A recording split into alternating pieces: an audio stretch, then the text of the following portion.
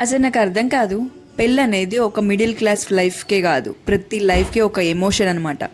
వాళ్ళ ఇంటి అమ్మాయిని ఇంకొక ఇంటికి పంపించేటప్పుడు ఎన్ని రకాలుగా ఆలోచిస్తారంటే, వాళ్ళు ఎలాంటి వాళ్ళు, వాళ్ళు మంచోళ్ళ, నాకన్నా బెటర్ లైఫ్ నా పిల్లలకి ఇస్తారా అని 100 రకాలుగా ఆలోచించి అది ఓకే అనుకుంటేనే ఇస్తారనమాట. వాళ్ళ ఇంట్లో ప్రిన్సెస్ లాగా పెరిగే అమ్మాయిని తీసుకెళ్ళి మీ ఇంటి కోడలుగా, మీ ఇంటి అమ్మాయిగా చూసుకోమని చెప్తారు. కానీ వాళ్ళు ఎలా చూస్తారంటే, ఇది నీళ్లు కాదు, అది నీ ఇల్లు కాదు అని చెప్పి మాటల మీద మాటలు అంటూ ఆ అమ్మాయిని ఒక రాయిలాగా చేస్తారనమాట. ఇంకా ఏ ఎమోషన్స్ నాకు పనికిరావు, ఎవరు నన్ను అర్థం చేసుకోరు అన్న విధంగా వాళ్ళ ఇంట్లో క్వీన్గా పెరిగిన అమ్మాయిని, ప్రిన్సెస్గా పెరిగిన అమ్మాయిని తీసుకొచ్చి ఇక్కడ మీ ఇంట్లో అన్ని కట్నాలు అన్నీ తీసుకొని ఒక వంట మనిషిలాగా లేకపోతే ఒక పని మనిషిలాగా చేస్తారు. కానీ ఆ అమ్మాయి మాత్రం ఏ రోజు అనుకోదు అది తను వంట మనిషో పని మనిషో అని. అది తన ఇల్లు అనుకుంటుంది. కానీ మీరు మాత్రం అలా ఎప్పటికీ తనని మీ